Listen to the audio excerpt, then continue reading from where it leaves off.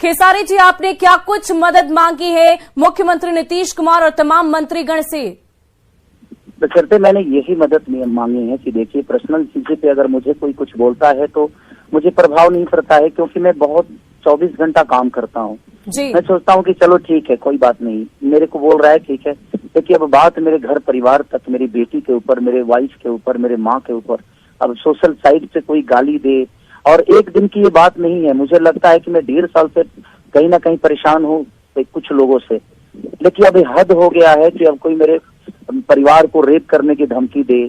तो मेरे कहने का मतलब कि मुझे ही नहीं, अगर ये इस पे स्टॉप नहीं लगा और इन लोगों को सजा नहीं मिली, तो मुझे लगता है कि बिहार के हर उस नागरिक को ये लोग गाली देते रहेंगे, हर उस सम्मानित व्यक्ति को गाली देते रहेंगे। और मुझे कानून पे भरोसा है, लेकिन अगर कानून कुछ नहीं करता है तो मुझे अपने ऑडियंस पे भरोसा है, मुझे अपने जनता पे भरोसा है,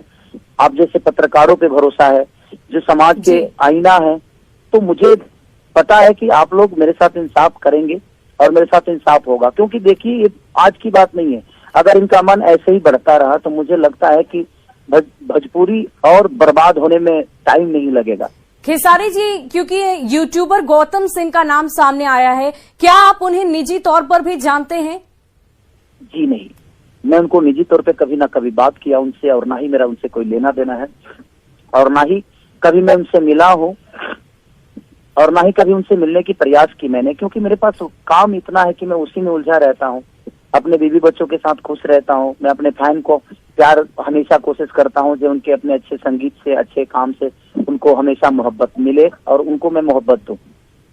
खेसारी जी, अभी अभी आपने मदद मांगी है मुख्यमंत्री जी से, लेकिन हाल फिलहाल में ऐसी कौन सी बात इतनी ज्यादा बढ़ गई कि अब ये सीमा से बाहर की बात हो गई और आपको मुख्यमंत्री से तलब करनी पड़ी?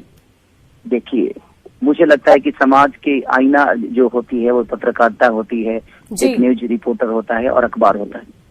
और जब बेटियों की बात आ जाए, किसी औरत की बात आ जाए, मुझे कोई भला बुरा बोलता है तो मैं हमेशा बर्दाश्त करता हूँ और कोशिश करता हूँ कि चलो ठीक है, कोई बात नहीं, मुझे बोल रहा है। बट आज एक बेटी की बात है, आज एक औरत की बात है, और मुझे लगता है कि अगर नीतीश जी को लगेगा कि नहीं, मैं बिहार का बेटा हूँ और मेरा भी एक सम्मान है, तो शायद अगर मेरी फैमिली को अपना फैमिली समझेंगे तो जरूर शायद इस पे एक्शन लेंगे। अगर 24 घंटे के अंदर कुछ एक्शन नहीं होता है तो फिर मुझे लगता है कि ये चीजें सारी मुझे अपने फैन पे सौंपनी पड़ेगी, और नहीं तो फिर मुझे दूसरा रास्ता यही अपनाना पड़ेगा कि मैं अब धरना पे बैठूंगा, क्योंकि अब इज्जत से बढ़कर कुछ तो है नहीं।